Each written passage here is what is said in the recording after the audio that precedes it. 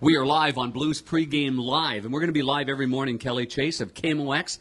Oh, Chaser, every we're morning? back at it. Well, every morning that there's a game played. Right. But it's going to be at 10:30 on game days. But if we were in the East, it would be 10:30 in the East. But if we were in the Pacific, it would be 10:30 in the Pacific. Well, I just want to make it clear, Chaser. You're just trying to make sure that I'm here on time. That's why you keep repeating. It's either you or me.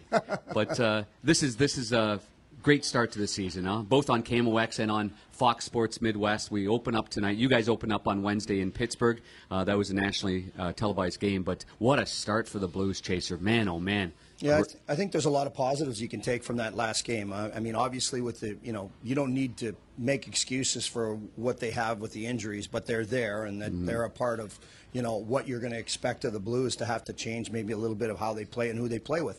But I think it's good exposure for the young guys and a little bit of a test. I mean, Pittsburgh hasn't exactly stormed out of the gate here with their loss to us and then to Chicago, but. Yep. I think the experience for some of the young guys to get in there and also to see what you got. There's some bright spots there. I think when you look at Braden Shen, for instance, playing with Schwartz, that was a lot of speed up the middle, which was something the Blues were lacking. And I think that Doug Armstrong's done a great job of correcting that little habit there. And I think that that's going to be an exciting tandem to watch. I think when Steen gets back in the lineup, he may fit in on that line as well. And I think you're looking at a line that create a lot of havoc this year if they can be healthy. I was just talking to assistant coach Craig Berube before the Blues, as you can probably hear some pucks in the background, but we're in this new hallway too. Huh? It's pretty good right down here at Scottrade. But Craig Berube had Braden Shen in Philadelphia a few years ago, and when Doug Armstrong, who's very good at bringing in, whether it's an advisor or a guy that just lost a job or was fired, but he brings him in, use him as a consultant, maybe a scout.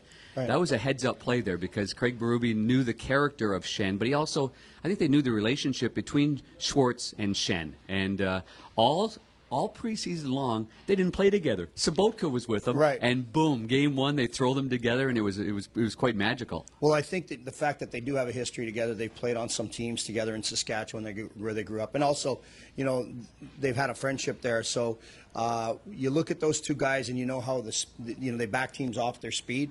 That can be a dynamic pair right there. And I think, as I said, if you can throw Alex Steen into the mix. Possibly on that line and get a little diversity with how they can play the game, keeping the puck down low and cycling. You're going to see some opportunities out of that line this year that the Blues could really use as, and I don't want to say secondary scoring, but you can't ignore the fact that Vladdy Tarasenko and Sobotka were so good the other night as well. We're going to do this all year long. We sit together on the plane. Yeah. We're between the benches for most home games. That's where we should do Facebook Live. But on the plane? Yeah. The producer, director, or whatever, Trevor Nickerson's a little lazy. He doesn't want to do it. Oh, well, we'll get in on him, that's for sure. Doesn't put in enough hours.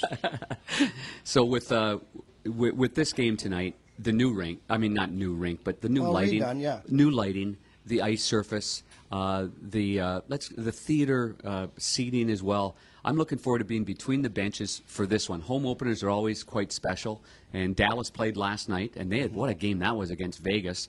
Dallas lost 2-1 late in that game with Bishop getting hurt in the game and had to leave the game. And we got Big Hitch rejoining the Scottrade shuffle over here. So this will be a competitive one.